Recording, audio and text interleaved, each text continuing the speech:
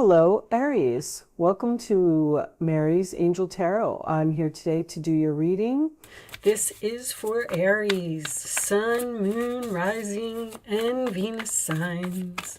Angels, divine spirits, and guides. Show me the messages for, okay, we got one. Ace of Swords in the center of the reading. That is your central issue or your current status, okay? A new beginning, possibly. Your challenge position is the World, okay? So the challenge is to possibly end something. The base of the reading, we have the King of Cups. Past position, Nine of Wands. Crowning the reading, we have the Star, okay? The forward position is the Moon. Well, the universe is here. The Moon, the stars, and the world. Four of Pentacles in your roller attitude, holding on to something, and the challenge is to let it go. King of Wands is outside influences. It can be another person. It does not have to be. Could be you. The Ace of Pentacles in your hopes or fears, and the final outcome is the Page of Cups. On the underside of the deck, we do have the Death card, Aries. Okay. Under the Death card is the Two of Swords. So you look like you're having a very difficult time ending something. All right, let's straighten this a little bit so I can see, and then look at the camera. Okay, I can see that. You cannot see all of that. Sorry, guys. It's important to me that you be able to see everything. All right. And that looks a lot better, right? Okay. I feel like you have some type of opportunity that is just like dangling in front of your nose. And it's kind of like you're standing there and you're looking at it, but you're not grabbing it. There's an opportunity here for some type of new beginning, possibly for someone to go after their dreams, because the Star, the Page of Cups, and the Moon are all dreams cards to me. This is your fears. You're afraid of this opportunity. I feel like this could be you. The outside influences would be you taking charge, taking action, being confident, going after what you want. The Nine of Wands in your past tells me that you've been through it. Like you're at the 9. You're approaching the 10. I also feel like with the Star card here that something is your destiny. But with the Two of Swords being next to there's the Strength card as well, okay?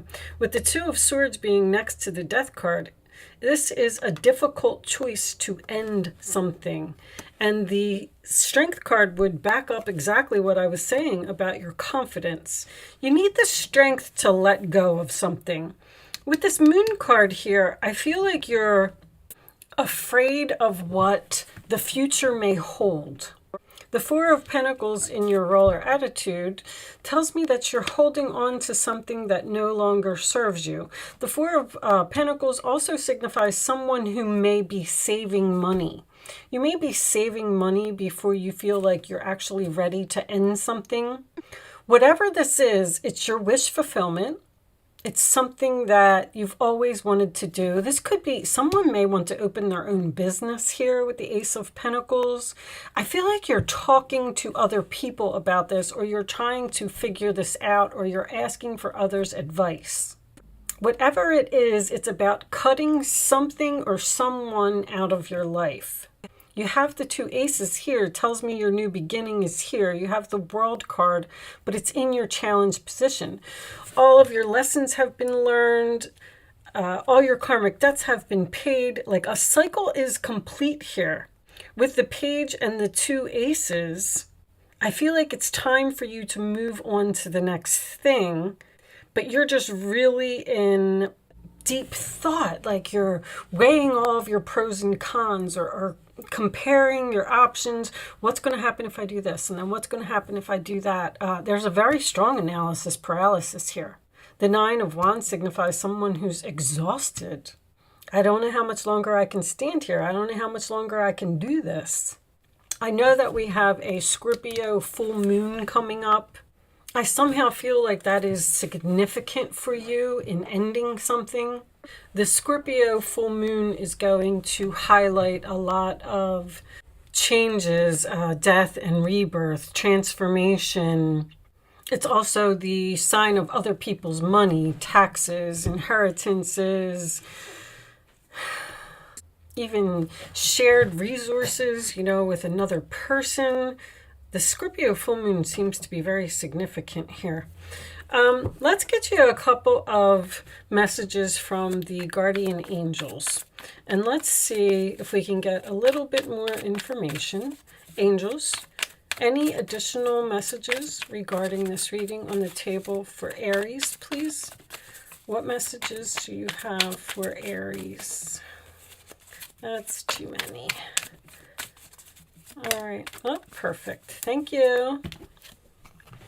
Messenger of Abundance, Page of Pentacles. Wonderful news regarding your career. A new job, a promotion, or acceptance into an excellent school comes into your life.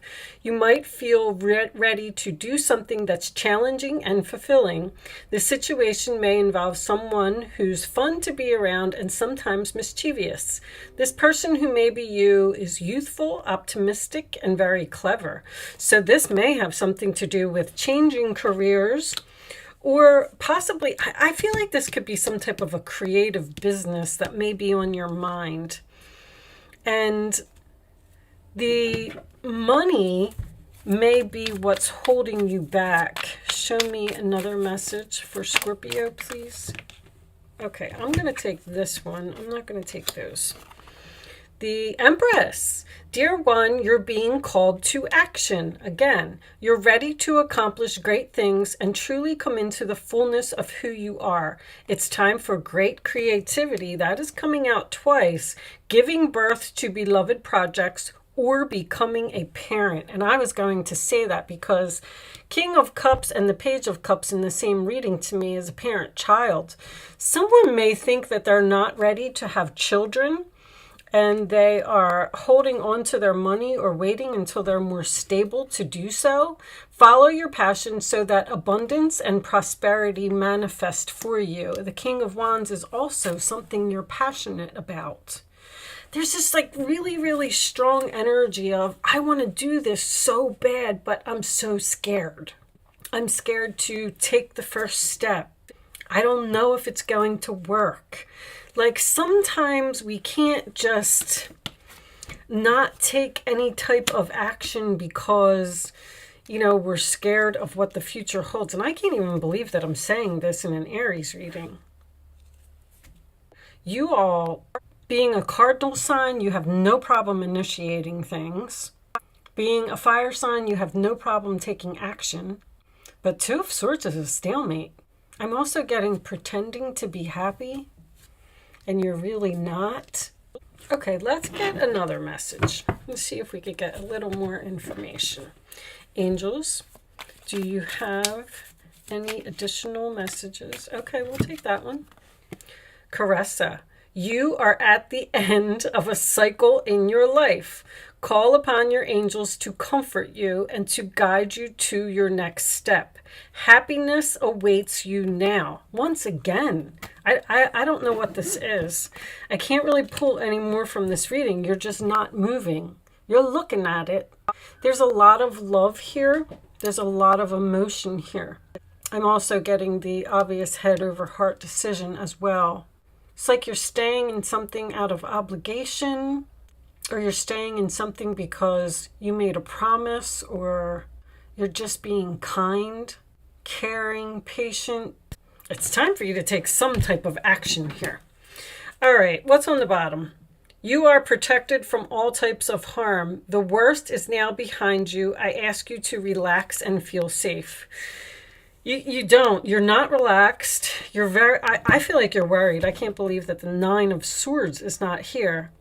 You're worried about making some type of move. I just want to point out, this isn't going to resonate with a lot of people, but anytime that I get the star in the world in a reading, to me, that's usually world famous.